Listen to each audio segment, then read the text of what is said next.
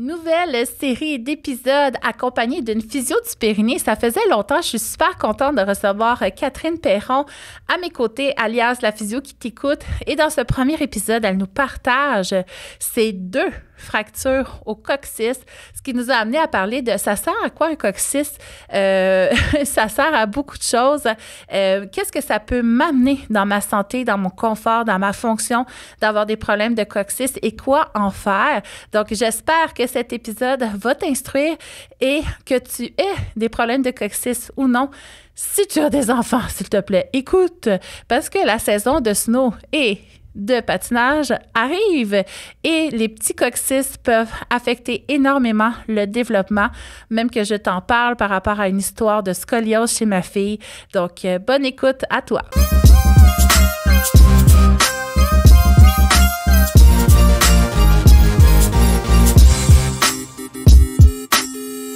Salut la gang! Écoutez, aujourd'hui, je reçois à nouveau et enfin une physio du périnée. À la base, dans le podcast du canal vaginal, c'était pour montrer que je n'étais pas toute seule sur Terre à traiter les femmes et leur région pelvienne.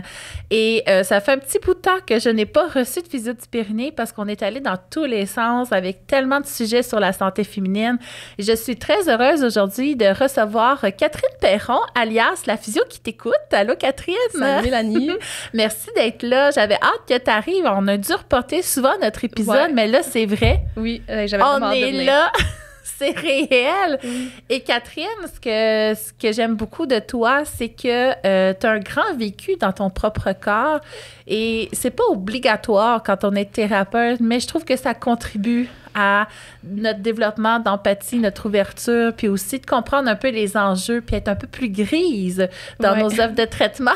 Moi, j'étais très noire ou blanc avant d'avoir mon propre vécu corporel. Donc, j'avais envie que tu nous dises peut-être pour commencer, tu sors d'où, toi? Oui, dans le fond, moi, je suis physio-périnéale, comme tu l'as dit.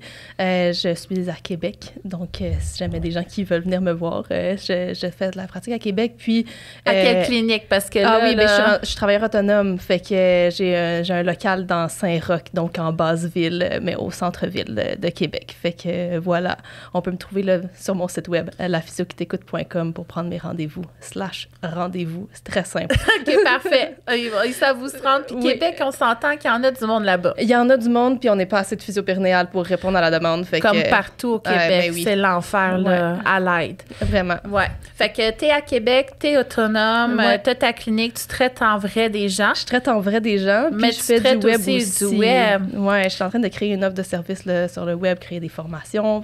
Pour moi, c'est vraiment important de donner de l'autonomie aux gens, tu sais, de les aider à comprendre leur corps, puis à comprendre qu'est-ce qu'ils peuvent faire pour s'aider. Parce qu'on ne va pas se mentir, il y a des lacunes dans notre système de santé. Là, on n'est pas assez de professionnels de la santé pour répondre aux besoins. Il y a des gens en région qui n'ont pas accès aux services, puis tout ça. Puis c'est dur d'avoir accès aux services. Fait que là, j'essaie de créer des trucs pour que les gens à la maison puissent faire une partie du chemin par eux-mêmes. En fait. Oui, puis c'est dur aussi d'avoir de l'information fiable. Donc, on s'assure finalement d'en avoir. Puis, c'est ça. Et tu as quand même une vision qui est différente de celle qui nous est apprise à l'université quand on fait nos études en physiothérapie. Donc, tu n'avais pas nécessairement envie d'être comme ce qu'on connaît des physios, là, tu sais, d'enchaîner les clients, travailler en plein là-dedans. Donc, qu'est-ce qui te passionne de ton métier? Comment tu le vois? Oui, ben tu sais, comme tu as dit tantôt, moi, j'ai vraiment un vécu comme dans mon corps de bien avant que j'aille commencer mes études en physio. Fait que je pense que j'étais arrivée, puis j'avais déjà comme une notion dans mes cours. Là, j'étais à l'université, puis j'avais, ben voyons, ça dormait pas de bon sens, tu sais, parce que j'avais la vision de, tu sais, du patient, de l'autre personne de l'autre bord. Puis là, je me disais, Caroline, mais ça fonctionnerait pas d'être de même. Fait que dès le début de mon parcours universitaire, je savais que j'allais pas faire de la physio classique. Je savais pas qu'est-ce que j'allais faire. Mais je savais que j'allais pas faire de la physio classique là, en clinique, c'est ça, enchaîner les patients. Je l'ai fait en sortant de l'université quand même parce que je pensais que c'était ma seule option au début. Puis j'ai vraiment pas aimé ça. Mais comme j'aimais ça ce que je faisais, mais j'aimais pas ma job, tu sais. Fait que c'est ça qui m'a amené à me rediriger vers le web pour être capable de me reconstruire une job qui correspond à ce que j'ai envie de faire puis à ce que je suis comme personne finalement, là. Ben c'est ça. Fait qu'on peut te suivre sur les réseaux. Tu donnes souvent, en tout cas tout le temps, du contenu super pertinent, super intéressant. Je te repartage même souvent parce que je suis comme, aïe, c'était bien dit. Ouais. Donc, je le transmets. Et là, j'avais envie, comme premier épisode ensemble, parce qu'on est une petite série quand même, là, côte à côte. Ouais. J'aurais aimé ça que tu nous partages justement le vécu dans ton corps qui est quand même pas singulier. Donc, c'est pas commun d'avoir eu tout ça. Puis je pense que ça va permettre aux gens peut-être de se rattacher selon certains symptômes, mais on va aller dans tous les sens après là, au niveau de nos recommandations, de nos trucs, nos découvertes là, qu'on a envie de transmettre à nos auditrices. Donc, c'est quoi le premier événement? Parce que tu en as une gang. Hey, j'en ai eu une gang. Numéro 1, c'était quoi? On va essayer d'y aller. Je vais y aller rondement, mais oui, j'en ai une gang. Premier événement, j'avais, je pense, 13 ans. Je faisais de la luge, puis je me suis cassé le coccyx en pognant une bosse là, sur ma luge. Puis ça, sur le moment, j'ai pas eu de douleur comme le jour même. Je me rendais pas compte parce que j'avais du fun puis tout. Puis dans les jours qui ont suivi, c'est là que ça a commencé à être problématique. Puis on s'entend que j'avais 13 ans, là, fait que j'allais à l'école à tous les jours. Puis, tu sais, j'habitais en région, puis j'allais à l'école dans un autre village. Fait que, tu sais, moi, je faisais comme 45 minutes d'autobus jaune à tous les matins, 45 minutes d'autobus jaune à tous les soirs, passer ma journée sur des petites chaises en plastique. C'était pénible. Puis la médecin que j'ai vue à ce moment-là, quelques semaines après, parce que là, j'avais mal, il fallait bien trouver des solutions.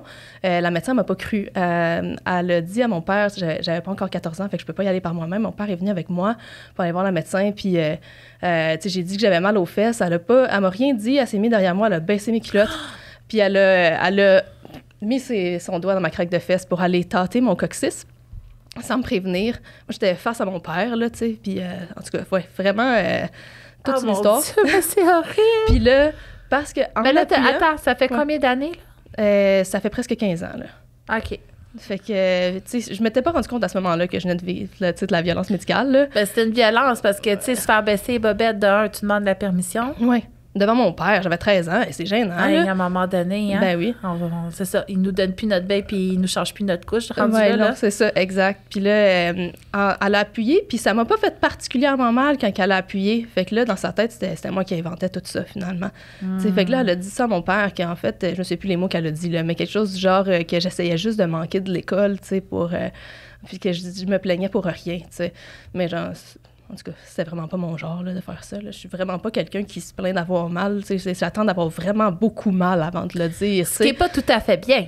Non plus. Mais t'étais ce genre d'enfant-là. J'étais plus ce genre d'enfant-là. Fait que c'était vraiment tu pas... Tu voulais pas déranger. Fait que là, si tu dérangeais, c'est parce que c'était pas anodin là, que je dise qu'il faut qu'on aille consulter. T'sais. Fait que là, je pense qu'elle n'a même pas donné des antidouleurs ou quoi que ce soit. Je me rappelle même pas avoir eu de médication, rien. Là, c'était genre, on prend des Tylenol puis met de la glace, genre. Puis il continue. Fait que là, ça a été pendant des mois, là, vraiment beaucoup de douleurs.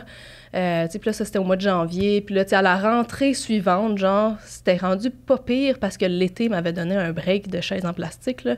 Mais, même à la rentrée suivante, en septembre, c'était pas si pire. C'était un peu douloureux, mais ça se gérait. Puis comme... presque un an, jour pour jour plus tard, là, en mois de janvier, l'année d'après, j'ai glissé dans les escaliers chez nous, des escaliers en pierre, puis je suis retombée direct sur mon coccyx. Puis là, je peux te dire que là, ça a fait vraiment mal. On est allé rapidement consulter, là, beaucoup plus vite. Puis là, moi, j'ai eu un bon médecin, puis on a fait des radios. Et entre autres, on a remarqué que j'avais une fracture consolidée. Fait que c'est un an plus tard que j'ai appris que j'avais eu une fracture du coccyx la première fois. C'est ça, j'allais te demander, parce que souvent, les gens disent je me suis fracturé le coccyx, mais c'est pas du tout fracturé, là. C'est juste parce que c'est tellement douloureux, un coccyx coincé, parce qu'il est tellement utile à plein de choses. On va en parler tout de suite après, là, mais c'est ça, c'est rare que c'est vraiment cassé. Fait que toi, t'as vraiment eu la totale. J'ai vraiment eu 2 fractures. Fait que c'est ça, quand on a fait les radios, on voyait qu'il y avait une fracture non consolidée et une fracture consolidée qui datait d'environ 1 an. Fait que j'ai eu les 2. Puis là, ben à ce moment-là, tu sais, un coccyx qui est fracturé, on peut pas le mettre dans le plâtre, là. Fait qu'il y a pas grand-chose que tu peux faire autre que attendre, tu sais. Mais là, je pense que j'avais consulté en ostéo à l'époque, puis on avait, ça avait quand même aidé. Je pense que j'avais fait de l'acupuncture aussi pour relâcher les douleurs. Fait que, tu sais, j'avais eu... on est les deux en on s'est dit, hey, j'espère qu'on ne sera pas sur le micro, mais Colin, je m'excuse, on va avoir des petites voix du nez aussi. Oui, Colin, de bien. Fait que, j'avais eu un meilleur suivi cette fois-là. Mais ça a fait que quand même, j'ai traîné ça là, pendant longtemps. Puis, j'ai découvert la physio périnéale un peu grâce à ça, parce que plusieurs années plus tard, j'ai commencé à avoir des relations sexuelles et j'avais évidemment des douleurs parce que mon plancher pelvien, c'était bien pogné suite à tout ça. Puis, ça donnait que je voyais une physio parce que j'avais une blessure au genou aussi. Puis là, je n'avais comme parlé à ma physio. « Hey, j'ai entendu parler de tout ça, nanana. » Puis elle m'avait dit, ben moi, j'en fais de la rééducation périnéale. Fait que j'avais consulté avec elle. On avait fait, ça avait quand même vraiment beaucoup aidé. Ça avait réglé mes problèmes de douleur en relations sexuelles à ce moment-là. Mais là, c'est revenu plus tard, tu t'en doutes bien. Puis plus tard, ben j'ai eu une couple d'années pas si pire, pas trop de blessures. Mais... Là, tu passes sur une autre, là? Ouais. Non, on va finir le coccyx. OK, parfait. On reviendra plus tard. Parce que après ça, je change de zone complètement. Là. Ben, c'est ça. Moi, je pense qu'on va parler de coccyx, là. Ouais, allons-y. Tu nous parleras de ta prochaine blessure parce que ça va nous amener à parler d'autres choses. Ouais. Le prochain épisode. Parce que le coccyx, ma fille, mettons, je veux juste en parler parce que je veux que les gens, tu sais, qui ont des enfants, s'allument un peu là-dessus. Ma fille, quand elle avait même pas 1 an, elle marchait à 9 mois. En tout cas, elle a parlé tard, mais elle marchait vite. Et elle marchait, puis à un moment donné, elle est tombée carrée sur son coccyx, mais direct sur ma barre de vélo en métal qui était au sol. Là. Elle est tombée dessus, puis elle s'est mise à hurler. Puis là, je l'ai pris dans mes bras, elle se réconfortait pas. Puis là, je me suis dit, elle vient de tomber sur son coccyx. Par-dessus sa couche, j'ai mis ma main sur son coccyx, puis il était tout tassé à droite. Fait que là, tu sais, ça vient juste d'arriver, c'est un petit bébé. Tranquillement, j'ai guidé son coccyx pour qu'il revienne en plein milieu. Puis dès qu'il est revenu, elle a arrêté instantanément de pleurer. Fait que moi, dans ma tête, c'était résolu, OK? Mais ça ne l'était pas. Mais non. Parce qu'avec les années, je me suis mis à voir qu'elle avait une scoliose au niveau de son dos. Ça, c'est quand ta colonne est comme en S. À 2 ans, je voyais sa scoliose. Je l'ai référée, je veux dire, j'étais allée voir un médecin qui nous a référé à en orthopédie. Voyons, je veux te dire... Orthopédie, j'allais dire orthopédagogie, mais ça, c'est d'autres histoires. Fait qu'en orthopédie, à Sainte-Justine, mais là, les délais étaient super longs, puis autour de 4 ans, elle s'est mis à avoir des grosses douleurs au dos. Fait que là, le médecin a dit, regarde, c'est plus urgent, là, ça va pas. Finalement, elle avait une grosse scoliose. Et toute sa vie, jusqu'à l'âge de 12 ans, sa scoliose s'est mise à s'empirer jusqu'à atteindre 18 degrés. Puis à 20 degrés, on se ramasse avec des problèmes pour nos organes, parce qu'on est rendu tellement croche, nos organes ne fonctionnent pas bien. Puis des fois, ben là, on va aller peut-être penser à porter un corset. Elle en portait déjà un de nu depuis plusieurs années. Ça ne changeait pas grand-chose. Ça s'empirait tout le temps. Puis là, on était rendu au stade de porter le corset jour et nuit. Et finalement, je me suis rappelée de cet événement de coccyx-là et on s'est mis à le traiter. On est allé en ostéo, elle a fait de la physio avec moi et elle s'est mise à faire un protocole d'étirement de son bassin. En fait, elle avait pris comme pari avec ses amis de réussir à faire la split. Fait que là, elle s'est mise à vraiment s'entraîner tous les jours à faire sa routine d'étirement. Et quand on est retourné faire un suivi, j'avais remarqué qu'elle était toujours bien droite. Puis quand elle se réveillait la nuit, elle était rendue le lendemain matin, elle était courbée l'autre bord. Fait que là, je voyais, il y a quelque chose qui cloche. Puis quand on est allé en suivi, elle avait plus de scoliose. Ah ouais. Fait qu'elle, sa scoliose était liée à sa blessure de coccyx. Fait qu'un coccyx, tu sais, souvent on l'entend, ça sert à rien, c'est un vestige de l'évolution, c'était notre ancienne queue, on devrait plus en avoir bientôt dans une couple d'années. Puis c'est pas vrai. T'as-tu envie de nous en parler de à quoi ça sert un coccyx? Bien, c'est tellement important. Puis avant de parler de à quoi ça sert, je veux juste clarifier c'est où, parce qu'il y a tellement de monde là, qui s'imagine que, en tout cas, il y a toutes sortes de versions que j'entends de c'est où un coccyx. Là. Ah oui? Oui, moi je l'entends tout plein. Là. Fait que je sais pas toi, peut-être pas, mais premièrement, là, le coccyx, juste pour clarifier, là, on a toute colonne vertébrale, puis c'est vraiment tout en bas. Là, en la bas pointe du bassin. Arrive à notre anus environ. Oui, fait que c'est ça. Ça fait vraiment dans la craque de fesses, comme vraiment bas dans les fesses. Fait qu'il y a des gens, des fois, qui me pointent comme le bas du dos, là, c'est pas le coccyx. Là, on est plus au sacrum. C'est vraiment le coccyx beaucoup plus bas. Puis c'est ça, lui, il n'y a pas d'attache sur d'autres os. C'est vraiment le bout. Fait que c'est pour ça qu'il est comme mobile, puis il est particulièrement à risque, mettons, là, de se faire bouger, de se faire casser, parce qu'il est sur la pointe, tu sais. Puis vraiment utile, en fait, il est comme au centre de tout notre corps, tu sais, puis tous nos muscles, tous nos fascias qui passent dans les jambes, dans les bras, dans le tronc, toutes vont passer à quelque part au niveau du bassin. Tout est relié, entre autres, avec le plancher pelvien. Là. Ça, c'est entre autres la raison pour laquelle je trouve ça fascinant, la rééducation périnéale. Puis finalement, tu sais, toutes les muscles du plancher pelvien vont s'attacher soit sur le coccyx, soit autour du coccyx, là, via d'autres affaires. Fait il est tellement important et tellement central dans plein d'affaires. Puis, il a besoin de bouger. Tu sais, moi, ça a été un des trucs qui m'a comme le plus mind-blown là, quand j'ai commencé la rééducation périnéale. Notre coccyx, il peut bouger de comme à peu près 30 degrés. C'est quand même énorme. Beaucoup, là. Comparativement à une vertèbre, c'est quelques degrés. Ouais. Le coccyx, c'est vraiment très Il mobile. bouge beaucoup. Mais on en a besoin en accouchant. Ben Tu sais, oui. il faut que le bébé passe, là. Puis quand on va à la selle, tu sais, il faut qu'il se tasse du chemin, tu sais. Oui, Puis, il faut qu'il fasse ça, qu'il laisse ouvrir le chemin. Puis ça, moi, personnellement, j'ai aussi une blessure au coccyx quand j'étais jeune. Puis en accouchant, je le sens tout le temps. Ouais. Fait que moi, pour préparer la naissance de mes enfants, je vais travailler mon coccyx pour qu'il soit suffisamment mobile pour laisser passer mon bébé. Oui, ben c'est vraiment important. T'sais. Moi, en fait, je me suis fait dire, mon coccyx a été cassé 2 fois. Après ça, je sais pas, j'ai jamais réévalué depuis. Mais tu sais, il a comme reconsolidé, plié, là, finalement. Là. Fait que toi, t'as comme la queue entre les jambes. C'est ça, exact. Il est comme un petit peu dans le chemin, tu sais. Fait que là, je me suis fait dire qu'il y avait des bonnes chances qu'il recasse si jamais j'ai un accouchement vaginal parce qu'il y a des... Ben oui, c'est il est super comme il est dans le le fun. chemin. Fait que ça donne pas le goût, mettons. Wow! Ouais. Ben, c'est ça. Ben, en même temps, tu sais, pour pas effrayer tout le monde, moi, j'en ai vu des gens qui avaient vraiment des grandes flexions, puis je me disais, ils sont-tu nés de même? Des fois, ça se passe super bien. Puis, tu sais, c'est quasiment un angle de 90 degrés, puis il n'y en a pas de problème. Ouais. Fait que c'est juste de le travailler, d'ouvrir, puis c'est ça. Tu sais, il y a quand même moyen de faire plein de choses pour qu'il soit plus mobile le jour Tout à J. fait. Puis avec les hormones, tu sais, on est quand même dans un bain d'hormones, un bain de relaxine. C'est pas comme qu'est-ce que tu vis présentement. Mais non. C'est Ben ça. non. Fait que non, ayez pas peur, Ben non. les filles, de fractures de coccyx. C'est quand même rare, les fractures de coccyx pendant un accouchement. Là. Mais là, tu parlais de fascia, tu parlais de musculature, de l'importance de la mobilité du coccyx, qui va influencer grandement la courbure de notre bas de dos. Énormément, oui. Énormément. Fait que si tu as le coccyx par en dedans, justement, tu as le bas du dos un peu plus plat, un peu moins courbé. Puis tu te ramasses finalement que tes organes sont toujours dans le vide. Là. Fait que, tu sais, pour qu'ils soient mieux supportés, ça te prend ta lordose quand même. Là.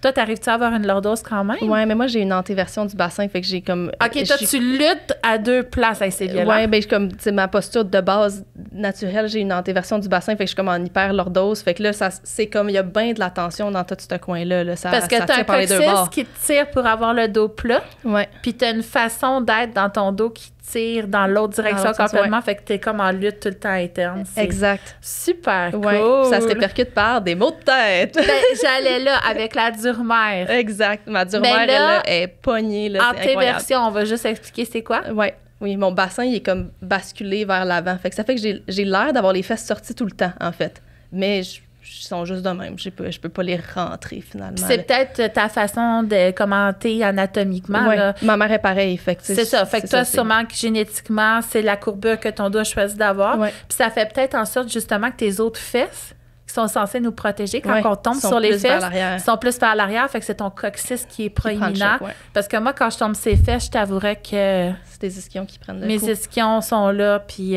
mon coccyx est protégé. Ouais. Moi, les seules fois que je me suis blessée au coccyx, c'est parce que j'étais sur une barre, là, tu sais, Ouais. en gymnastique, la Passe entre poutre, les là. deux, genre, Ouais. ouais. Mais sinon, c'est ça, le mot de tête, parlons-en. Pourquoi que le coccyx peut nous faire mal à la tête? Ouais, ben, ça, c'est. Je l'ai découvert comme dans les dernières années parce que là, je te refais un petit wrap-up de comment j'ai découvert ça, moi, ce lien-là entre mon coccyx puis mes maux de tête. Je m'étais mis à l'adolescence à avoir vraiment beaucoup des maux de tête, des migraines puis tout. Puis dans ma tête, c'était juste comme hormonal de genre, je suis maintenant une adolescente puis en tout cas, bref, c'est ça que je m'étais imaginé. Puis j'ai réalisé beaucoup plus tard, dans les dernières années, qu'en fait, c'était tout relié à ma blessure au coccyx parce que j'étais toute pognée, puis on avait un peu relâché en bas, mais ça s'était tout répercuté en haut parce que, dans le fond, il y a plein de raisons, mais entre autres, la dure-mère qui est l'enveloppe autour de la moelle épinière puis autour de nos nerfs de façon générale, là, pour Cerveau. autour du cerveau aussi, pour que nos nerfs puissent bouger. Parce que quand on bouge, il faut que les nerfs puissent suivre le mouvement, sinon ça... Sans pogner en feu. Oui, exactement. Parce que Sinon, ils seraient tout le temps irrités, ouais. C'est ça. Tu sais, c'est un peu à ça que ça sert, la dure-mère, mais les fascias aussi. Ouais. Tu sais, quand tu frottes tes mains, là, puis ça devient brûlant, Ouais. tu voudrais pas ça en dedans de toi. Tu serais Non. tout le temps en fièvre, tu serais tout le temps en train de surchauffer. On pourrait pas bouger. Il faut que tout puisse Tu sais, ça glisser, prend 2 là, ouais. secondes, puis c'est déjà bouillant. Fait que la dure-mère permet le glissement, puis Exact. elle va être percée lors d'une épidurale ou d'une ponction. Ah ouais, OK. Oui, ben oui, c'est logique parce qu'on peut aller piquer à l'intérieur. Ouais. Ben, en tout cas, là, tu me fais douter, là. Ouais, ben ça me semble très logique qu'est-ce que tu dis. C'est juste j'avais jamais fait le lien que oui. Mais oui, fait que la dure-mère, c'est comme un sac finalement autour C'est un des nerfs, sac. puis il y a du liquide à l'intérieur pour que les nerfs puissent glisser.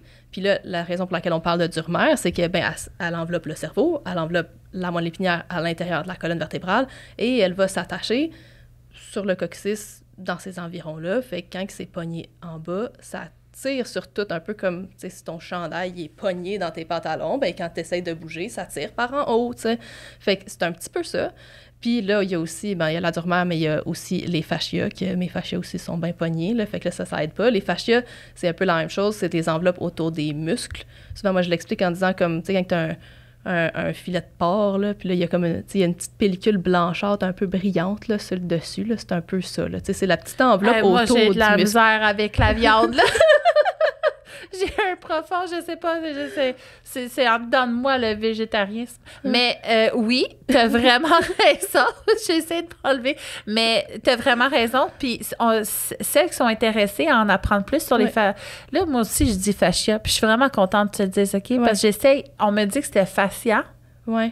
Je sais pas. Puis depuis que j'essaye de dire fascia, mais ça pogne dans ma bouche, puis j'ai peur de faire une entorse de langue, là, mais fascia. Fait que si vous voulez en entendre parler, il y a un épisode complet avec Marie, la physio. Elle a triple là-dessus, c'est comme sa passion, là. Fait que allez vous instruire sur l'épisode de fascia. C'est super intéressant. Fait qu'effectivement, au niveau du coccyx, c'est un bain de fascia. De fascia, ben oui, parce que finalement, tu sais, juste finir ça, les fascias, c'est l'enveloppe des muscles, mais c'est ça qui permet d'attacher nos muscles sur les ligaments, les tendons, les os, tout ça. Fait que c'est tout ça qui attache partout. Fait que dans le plancher pelvien, il y en a des tonnes parce que c'est plein de petits muscles qui s'attachent tous les uns sur les autres puis qui s'attachent sur plein d'os puis tout. Fait qu'il y a bien du fascia autour du coccyx, t'sais. Ben oui, c'est important. Fait que le coccyx, dans le fond, en résumé, il sert à pas mal d'affaires. Oui. C'est comme une plaque tournante de tout, là, tu sais. C'est ça. Il sert dans la mobilité. Il va influencer notre posture, notre lordose lombaire. Il va influencer le comportement de nos muscles pelviens aussi. Puis nos muscles pelviens vont influencer le comportement de notre coccyx parce qu'ils sont juste anatomiquement liés. Tu sais, on ne peut pas les dissocier. Puis ça va venir au niveau de la durmère aussi, sa mobilité l'affecter. Donc, ça peut nous donner des symptômes neuro. Tu sais, il y en a des filles là, qui ont des engourdissements dans les deux mains, dans les deux pieds. Puis c'est à cause de cette durmère-là qui est tellement raide, suite à une épidurale, justement, ou une chute sur le coccyx ou une commotion cérébrale, par exemple. Puis on se ramasse qu'on a besoin de travailler ça pour aller mieux. Fait que, en gros, j'ai bien résumé à quoi ça sert. Oui, pas mal, oui. OK. Puis là, mettons, si on parle de l'effet du coccyx directement sur le plancher pelvien, ça te tente-tu? Ben oui. Puis, tu sais, moi, j'ai découvert ça, à quel point c'est comme interrelié, tu sais, parce que suite à blessure de coccyx, mon plancher pelvien était devenu tellement faible juste à force d'être hypertonique pendant des années, tu sais. Puis ça c'était je m'excuse, là, parce qu'il faut que tu en parles. Oui. Pourquoi qu'un muscle hypertonique, ça veut dire qu'il est toujours comme tendu de même? Oui, c'est ça. Hypertonique, il est comme tout le temps, contracté. Ils pensent qu'ils sont forts quand ils sont hypertoniques. Oui, mais on l'entend tellement souvent. Ben oui, c'est une erreur. Souvent, à vrai dire, c'est toujours l'opposé. Oui. Un muscle qui est hypertonique va toujours finir par devenir faible. C'est un peu comme l'œuf ou la poule, en fait. Là, il est hypertonique, fait qu'il est tout le temps contracté, fait qu'il devient fatigué.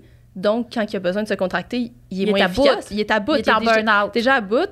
L'image que je donne, moi, c'est tout le temps, tu sais, si je te mets genre une grosse pile de livres d'un bras, là, puis là, je te demande d'ouvrir la porte. Tu dis, ben, ce que je peux pas, tu sais. Mais si tu déposes la pile de livres, c'est pas dur d'ouvrir la porte, tu sais. J'ai déjà pris ma bouche, moi, puis j'avais cassé 4 dents. Ouais, ça, c'est pas un bon plan. C'était pas la bonne idée. Quand j'étais petite, j'avais mes pots de peinture dans la main, j'ai fait...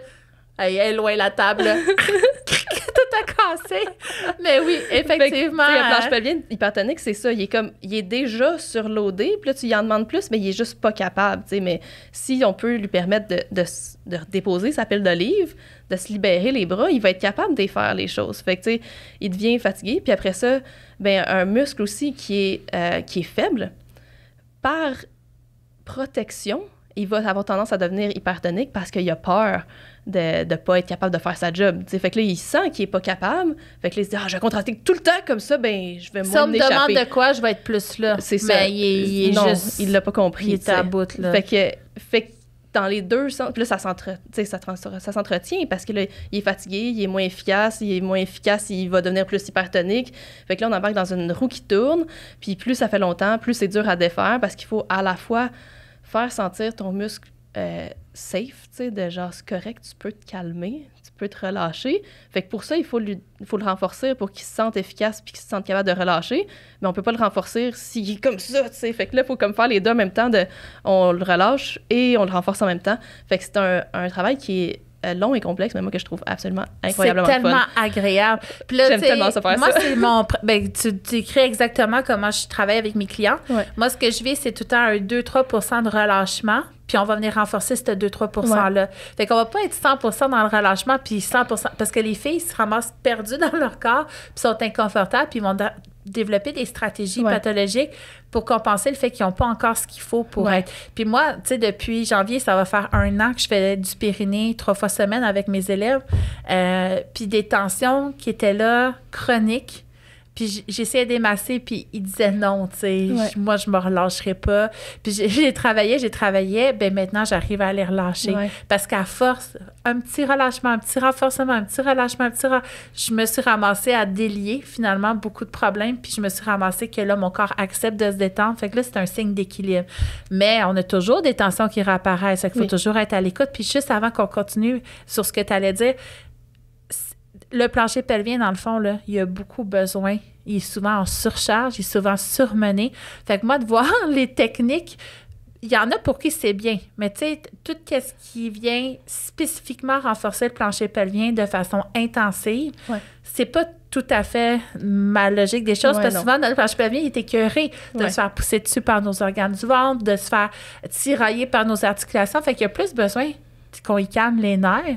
Puis il a envie que tout le monde fasse mieux sa job pour que lui, il aille un break, finalement. Fait que, tu sais, les techniques hyper invasives de renforcement pelvien. Avec les sondes puis les trucs de il y en a qui en ont besoin. Oui, c'est pertinent des fois, mais... Il faut évaluer. Moi, je vais jamais d'emblée vers ça. Parce que je trouve qu'il y a beaucoup de choses à faire avant d'aller vers là, tu sais. Ouais, moi, j'aime mieux, c'est ça, qu'on travaille en conscience corporelle, comment travailler notre mobilité, tout ça. Mais là, je m'arrête, parce que c'était 2 points quand même importants, là.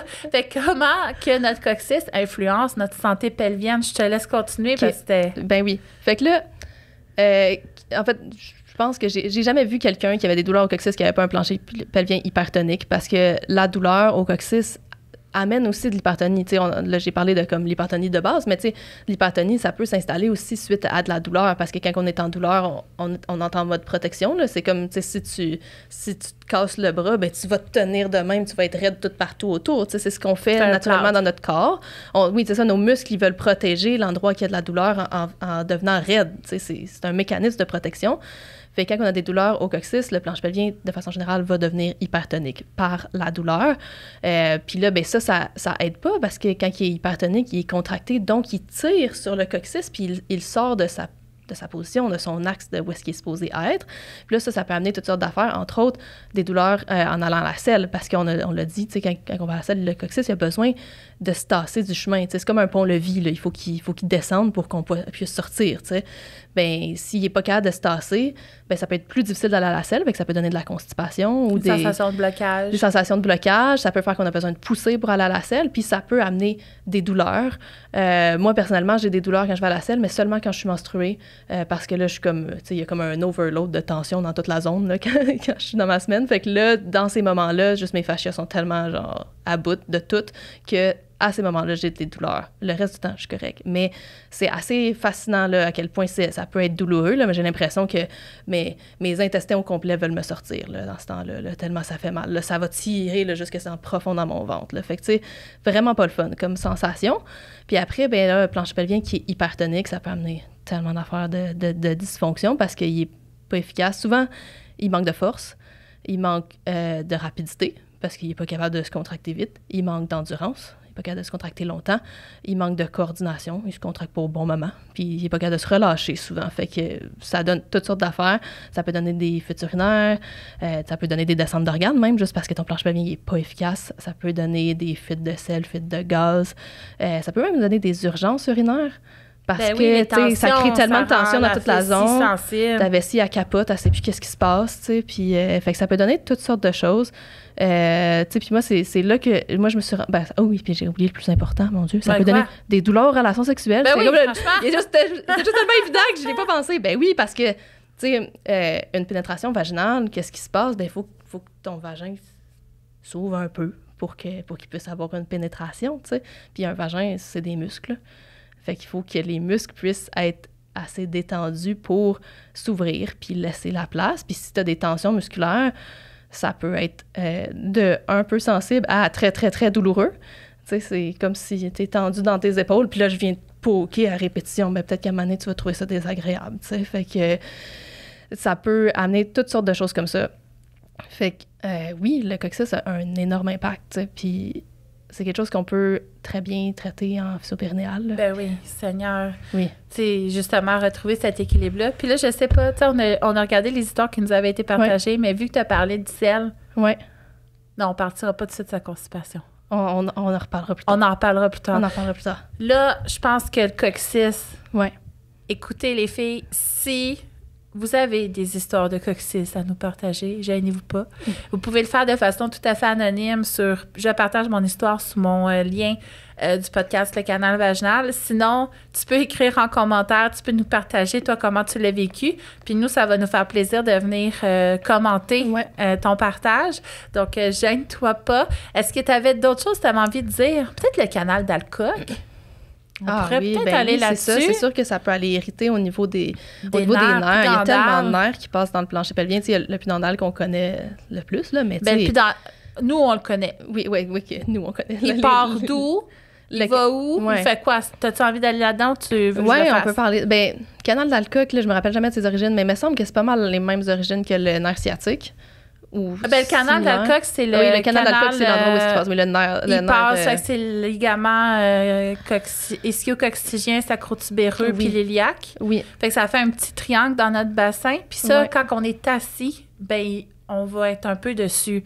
Fait que les filles qui font beaucoup de vélo ou les hommes, puis l'équitation aussi, ben c'est un canal qui va être comprimé, puis ça peut donner des symptômes parce que le nerf pudendal part de notre bassin, puis c'est lui qui vient innerver notre clitoris, il y a une partie, une autre notre vagin, puis une autre notre canal anal. Fait que tu sais, si tu as moins de sensations, si tu as des engourdissements, si tu as des brûlures, si tu as des chocs électriques, une sensation de corde raide, mais ça se peut que ce soit ton canal d'Alcock, puis ça fait des douleurs qui peuvent être vraiment extrêmement limitantes, affecter la qualité de vie, diminuer la fonction. Moi, mes clientes que j'ai vues, c'était tout le temps des conditions extrêmes où ils toléraient plus les coutures de leurs sous-vêtements, leurs vêtements. Ils toléraient plus d'être assis parce que ça touchait. Leur nerf était tellement à vif que c'était comme une explosion de douleur. Fait qu'ils étaient toujours couchés puis ils étaient traités pour dépression. Fait qu'il était en arrêt de travail, traité pour dépression. C'était des cas psychologiques. Mais finalement, non, c'était un nerf, le nerf pudendal, une névralgie du pudendal. Fait que c'est... Tu sais, si tu te sens concerné, ça aussi en physiothérapie, on peut grandement t'aider. Oui. Est-ce que tu avais d'autres choses que tu avais envie de partager sur le coccyx avant qu'on se conclue ça? Oui, bien, je voulais juste dire, parce que moi, ce que j'entends souvent par rapport au coccyx, c'est les gens ils me disent « Ah, j'ai mal, mais c'est normal. » Puis souvent, les gens ils vont attendre longtemps avant de venir consulter pour des douleurs au coccyx, parce que, je sais pas trop, on banalise ça, là, des douleurs au coccyx, mais les études montrent que quand on vient prendre en charge une douleur au coccyx dans les 6 premiers mois après le trauma, là, quand c'est une blessure traumatique, là, t'es tombé, peu importe, il y a eu un choc sur les fesses, le pronostic est vraiment meilleur. Puis quand on dépasse le 6 mois, là, c'est là qu'on a beaucoup plus de chances de tomber dans tout ce qui est douleur chronique, puis qui va persister dans le temps, qui va être beaucoup plus difficile à reprendre en charge, puis qu'on va avoir besoin d'une prise en charge beaucoup plus complexe, longue, globale, puis tout ça. Puis je trouve que c'est important à dire parce que c'est un type de condition qu'on particulièrement, on attend beaucoup avant de venir consulter, mais alors qu'on devrait consulter rapidement. Puis il y a beaucoup de choses qu'on peut faire par l'externe. Moi, sur les enfants, je n'irai jamais faire un coccyx interne, là. Oui, mais oui. C'est ça. Mais, moi, je fais beaucoup d'externe pour le coccyx, la dure-mère, la musculature pelvienne, on l'atteint par dehors aussi. Fait que, ce qui te bloque, c'est de la peur qu'on ait dans ton canal anal. Tu peux ne pas consentir et nous, on a beaucoup d'outils pour suivre un peu là, comment tu le vois. Fait que ça, si c'est un enjeu pour toi, sache.